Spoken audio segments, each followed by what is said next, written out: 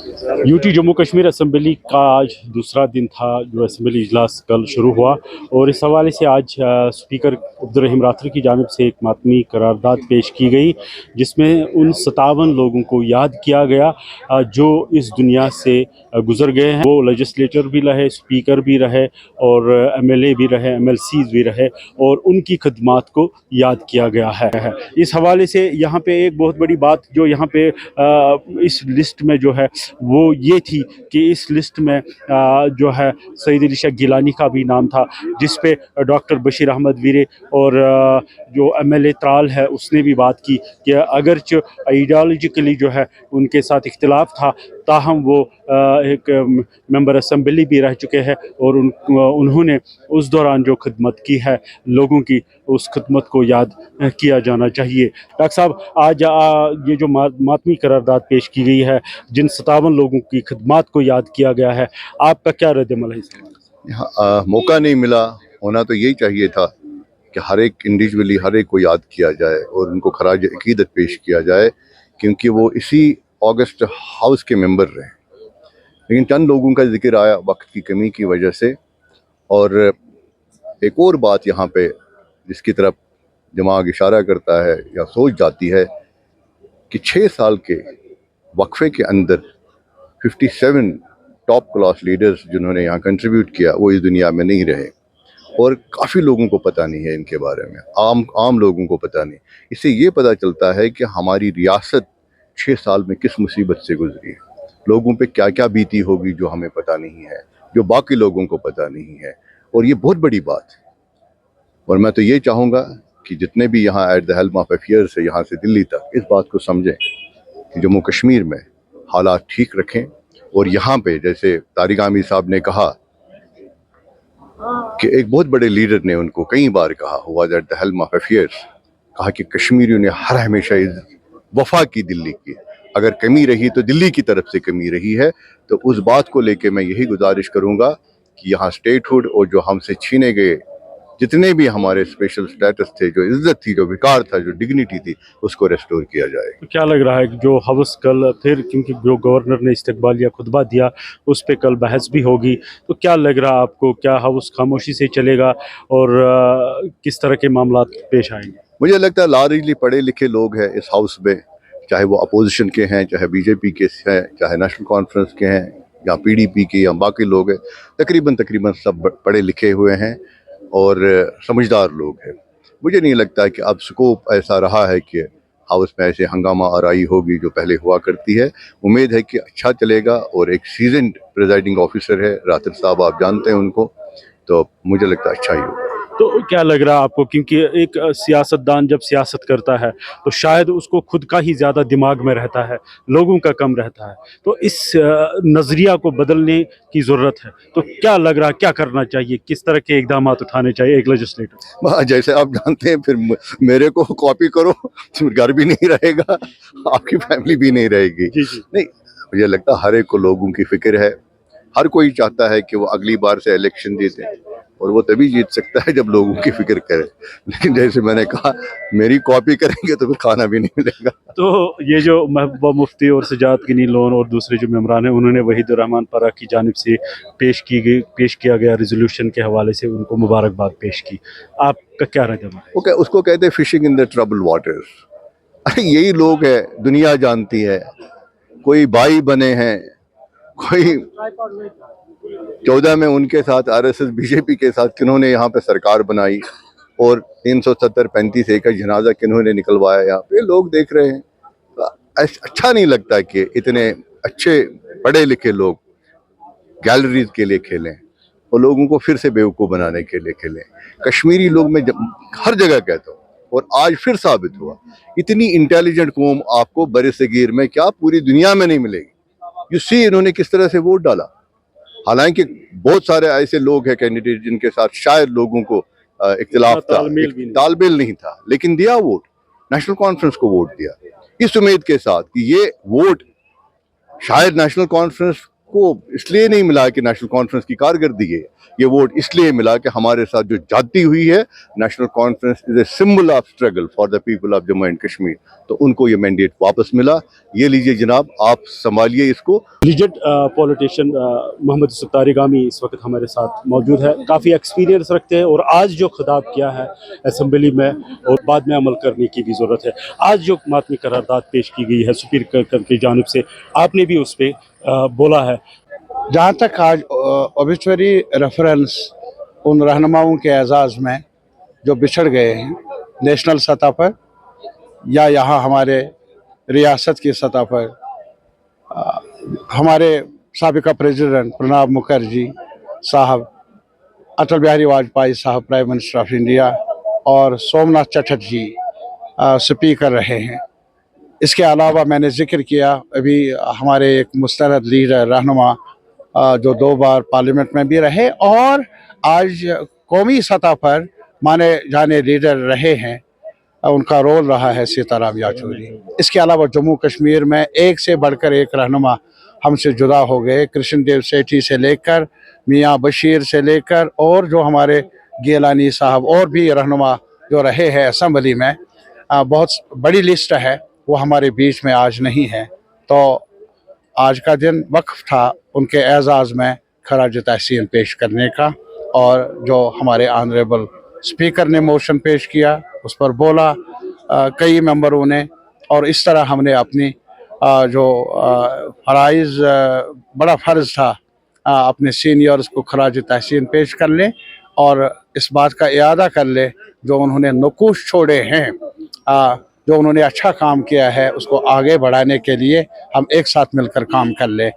सही कहा आपने कि कई साथियों ने कहा कि यहाँ उनके नाम की तख्तियाँ भी होनी चाहिए, मुनासिब है, अच्छा है, लेकिन इसके अलावा ये भी ज़रूरी है कि हम सब मिलकर और सबक भी हासिल कर लें कि ये ज़िंदगी का रास्ता कहीं इख्तिताम पजीर भी होता है, इसलिए हमें भी अपने नकूश छोड़ कर जाना है, कुछ अच्छा काम करके देना, और जो हम पर जिम्मेदारियाँ पड़ी है आवाम की तरफ से, जनता की तरफ से, उनको पूरा करने के लिए आज से ही कमर बस्ता होना चाहिए। बहुत अच्छी बात सदन में कही कि जो कश्मीरी लोग हैं वो उनके पास काफ़ी मोहब्बत है और उन्होंने से जो यहाँ से मोहब्बत दिखाई है उस मोहब्बत को वहाँ से पॉजिटिव रिस्पांस नहीं मिला, क्या करना चाहिए? मैं आपको कहूँगा ये कई रहनुमाओं ने जो गुजर गए उन्होंने कहा है, दोहराया है कि कश्मीर में मोहब्बत का एक सरचश्मा है, हवाएं आती है तो मोहब्बत की ही आती है। और ये भी मैं कहूँगा कि जब मुल्क तकसीम हुआ अनफॉर्चुनेटली 47 में आज़ादी के बाद, तो उस पार इस पार खून की नदियाँ भी बही, जम्मू में भी कुछ तशद्दुद की कार्रवाइयाँ हुई। ये था ना कश्मीर जहाँ कोई मुझे बताए कि एक भी वारदात हुई हो, कोई आवाज़ कहीं से उभरी हो नफरत की, मोहब्बत ही था। वो मोहब्बत आज भी है। कोई जानने की कोशिश करे, कोई गले लगाने की कोशिश करे, ये शायरी नहीं है, ये हिस्टोरिकल हकाइक है, और मेरा दिल कहता है जो अभी तक बनी लेजिस्लेचर्स जो है जम्मू कश्मीर में वो इस मोहब्बत को वहाँ पे इलाबरेट करने में नाकाम। नहीं, मैं नहीं कहूँगा ना, अभी इब्तिदाए इश्क है, अभी आज आगाज़ ही है। आने वाले वक्त में हमारे ऑनरेबल मेंबरान, उनकी सकत है, सलाहियत है, कैपेसिटी है, और उनके पास मैंडेट है लोगों के दुखों का, दर्द का दवा ढूंढना, और मुझे उम्मीद है मिलकर दवा ज़रूर ढूंढेंगे। पीपीपी के सरकर्दा लीडर और opposition leader of the house Sunil Sharma ji इस वक्त मेरे साथ मौजूद है। 6 साल के बाद असम्बली का इजलास श्रीनगर में शुरू हुआ। कल पहला घंटा शोर शराबे के नज़र हो गया और आज स्पीकर की जानिब से मातमी करारदाद पेश की गई उन 57 लीडरान के हवाले से जो इन 6 बरसों के दौरान इस दुनिया से रहलत कर गए हैं। इस हवाले से सुनील शर्मा ने भी अपने ख्यालात पेश किए, तो इन ख्यालात को पॉजिटिव सेंस में देखने की ज़रूरत है, तो और मज़ीद क्या करने की ज़रूरत है ताकि हम इनके नकूश को अपनाएं और ये सियासत जो है ये पाक व साफ़ हो जाए। जी सुनील। देखिए, आज दूसरा दिन था असेंबली सेशन का और जो ट्रेडिशन है हाउस की, यहाँ पे एक्स लेजिस्लेटर्स को former president, former prime minister और फॉर्मर अपने लोकसभा स्पीकर को जो श्रद्धांजलि देनी थी वो बड़े ही अमन अमान तरीके से सबने दी, जनरली दी। स्पेसिफिकली एक एक व्यक्ति को नहीं दे पाए जो परंपरा होती थी, लेकिन आज जनरली दी। बहुत लंबी फहरिस्त थी, एक एक व्यक्ति पे यदि बोलते तो बड़ा लंबा टाइम लगता। इसके अतिरिक्त जो शहीद यहाँ पे सिक्योरिटी फोर्सेस के, पुलिस और पैरामिलिट्री आर्मी के हुए हैं, सिविलियन हुए हैं, उनको भी हमने श्रद्धांजलि दी। तो एक ट्रेडिशन है जो आज हुआ। अब कल से वोट ऑफ थैंक्स से गवर्नर एड्रेस पे, और कल से लोगों के इश्यूज़ को, लोगों के मुद्दे को उठाया जाएगा। जो सरकार ने प्रॉमिसेस किए हैं, जो वादे किए हैं, उन वादों के बारे में यहाँ पे मेंबरान पूछेंगे। तो इसी प्रकार से चलेगा। लेकिन एक ब्रीफ सेशन है, छोटा सेशन है। 3 दिन में बहुत इस लंबे अरसे से जो पेंडिंग शुरू है, होने वाले असेंबली समस्याएं हैं, मजबूरियां हैं, मुश्किलात हैं लोगों की, वो हल नहीं हो सकती है। आगे आने वाले बजट सेशन का इंतजार करेंगे, जहां पे लोगों की आवाज़ अपोजिशन होती है। प्रमुख अपोजिशन होने के नाते, मेन अपोजिशन होने के नाते हम लोगों की आवाज़ बनेंगे, गरीबों की, मजलूमों की आवाज़ बनेंगे और सरकार को घेरेंगे। वो आने वाला हम अगर यूटी जम्मू कश्मीर की तमरो तरक्की के हवाले से एज अपोजिशन लीडर आपने क्या लाही अमल इख्तियार किया हुआ है? और हमने तो अपोजिशन करनी होती है, हमारा अपना मैनिफेस्टो है। मैनिफेस्टो कोई भी पार्टी इंप्लीमेंट तब कर सकती है जब वो सत्ता में हो, जब वो रूलिंग में हो। अभी जो प्रॉमिसेस इन्होंने किए हैं उन पे हम सवाल पूछेंगे, उन पे हम घेरेंगे। बताइए, क्या 200 यूनिट बिजली कब देंगे आप? 12 सिलेंडर कब देंगे आप? 5 लाख नौकरियां कब देंगे आप? 5,000 पेंशन कब देंगे आप? इस प्रकार के लोगों को दें, हमें भी पता चले।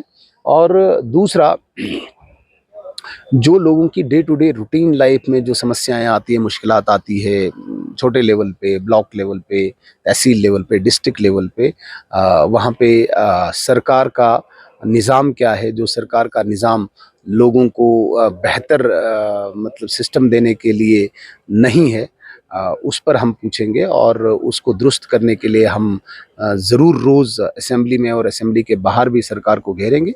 जहाँ तक आपने बोला कि तरक्की के हवाले से, देखिए इस वक्त यूनियन टेरिटरी है। आपने देखा होगा कि जो डेवलपमेंटल एक्टिविटीज़ यहाँ पे हुई हैं वो काबिल तारीफ़ है। आप रोड सेक्टर में देखिए, आप हेल्थ सेक्टर में देखिए, आप पावर सेक्टर में देखिए, आप जल जीवन मिशन जैसा प्रोग्राम देखिए, आप प्रधानमंत्री आवास योजना आप देख सकते हैं, आप आयुष्मान भारत कार्ड देख सकते हैं।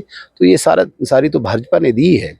अब जब हमें सरकार बनाने का मौका कभी मिलेगा जम्मू कश्मीर में, तब हम अपने मैनिफेस्टो को भी इम्प्लीमेंट करेंगे। अब जो इम्प्लीमेंट यहाँ पे कर रहे हैं वो भारत सरकार की योजनाओं को उन्होंने 16 अक्टूबर तक कर लिया है, जिसमें 5 किलो राशन फ्री मिल रहा है। वो नरेंद्र मोदी जी 80 करोड़ लोगों को दे रहे हैं।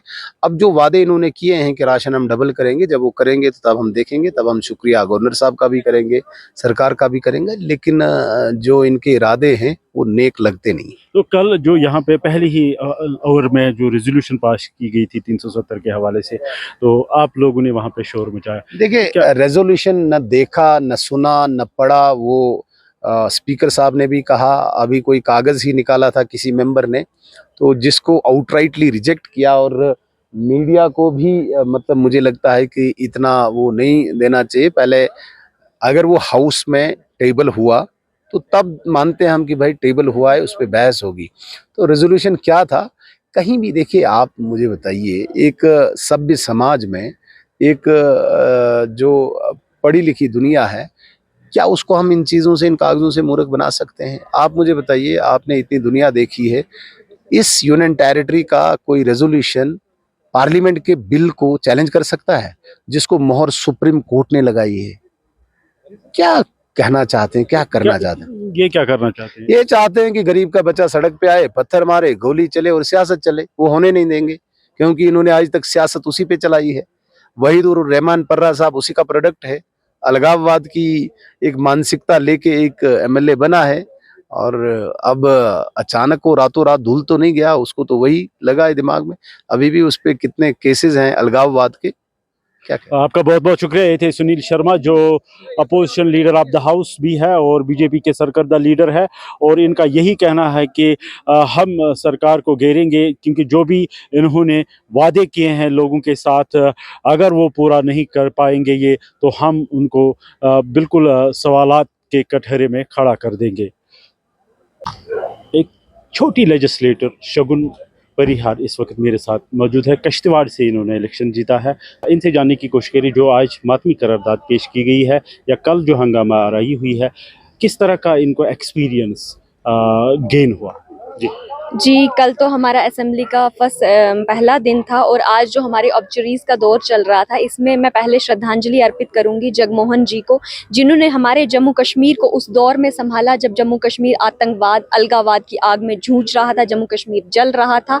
मैं ये कह दूं कि उस टाइम के जो हमारे सीएम थे उन्होंने रिजाइन दे दिया था, लेकिन उन्होंने अपनी योग्यता का प्रदर्शन करते हुए जम्मू कश्मीर को जिस तरह से संभाला था वो सराहनीय है, वो काबिल तारीफ है। हम सब अगर उनके आदर्शों को अपने जीवन में उतारेंगे तो मुझे लगता है हमारा जम्मू कश्मीर जिस बुलंदियों पे हम देखना चाहते हैं, हम उन बुलंदियों पे जम्मू कश्मीर को देख अभी पाएंगे। तक का कितना 2 दिन का एक्सपीरियंस, क्योंकि पहले 2 दिन थे आपके। जी, मैं यही कहूँगी कि जितने भी मतलब मैं एमएलएज बैठे हुए थे सदन में, सभी बहुत एक्सपीरियंस्ड हैं, सबसे हमें कुछ ना कुछ सीखना चाहिए। और आज भी उमर अब्दुल्ला जी ने कुछ बातें कही, मुझे लगता है बहुत अच्छी बातें कही देवेंद्र राणा जी के बारे में, कि उनकी बहुत सारी खासियतें हैं जो हम लोगों को मतलब अपने जीवन में उतारें तो बहुत अच्छा रहेगा। हर एक के साथ उनका कोई ना कोई पर्सनल ताल्लुकात होते थे। लाइक अभी मैं आई ही थी असेंबली में, तो वो हर बार मुझे बेटी बेटी कह के बुलाते थे, जिस तरह से वो मुझे सम्मान देते थे। मैं कहती हूँ परमात्मा उनकी आत्मा को शांति दे और उनके परिवार को शक्ति दे कि वो इस दुख हो, इस सदमे से उभर पाएं। जिस एरिया से आप आई हो वो चिनाब वैली का एरिया है और कश्तवाड़ बहुत ही मशहूर डिस्ट्रिक्ट है। तो जब आपने कैंपेनिंग की है, उस कैंपेनिंग के दौरान आपने लोगों से क्या कहा, और जो कहा क्या आप उस पर पूरा उतर जाओगे? जी बिल्कुल, हमने यही कहा कि जम्मू कश्मीर में हमारा जो किश्तवाड़ दूर दराज क्षेत्र है, मैं ये कह दूं कि हमारा किश्तवाड़ हर तरह से पिछड़ा हुआ रखा गया है, जहां अभी तक सड़कें, पानी और बिजली को लेके हम मांग कर रहे हैं। तो आप देखिए ना किस हद तक विकास से वंचित रखा गया है हम लोगों को। वही सड़क, पानी और बिजली की समस्या लेके हम जो है सदन में आवाज़ उठाएंगे कि पिछली सरकारों ने हमारे किश्तवाड़ के साथ किस तरह का इंसाफ किया। जहाँ लोग चांद पे पहुँचने की बातें कर रहे हैं, हम आज किश्तवाड़ के लिए सड़कें मांग रहे क्या हैं। ये सरकारों की कमजोरी थी या उन लोगों की जो लेजिस्लेटर बने और फिर बाद में खदमत नहीं की? जी बिल्कुल, सरकारों की भी कमज़ोरी थी और वहाँ के जो एमएलए रह चुके थे पिछले कुछ दौर से, सजाद किचलू जो होम मिनिस्टर भी थे, ये उनकी कमज़ोरी थी कि आज किश्तवाड़ के लिए हमें इस दौर में सड़क मांगनी पड़ रही है। आपका बहुत बहुत शुक्रिया।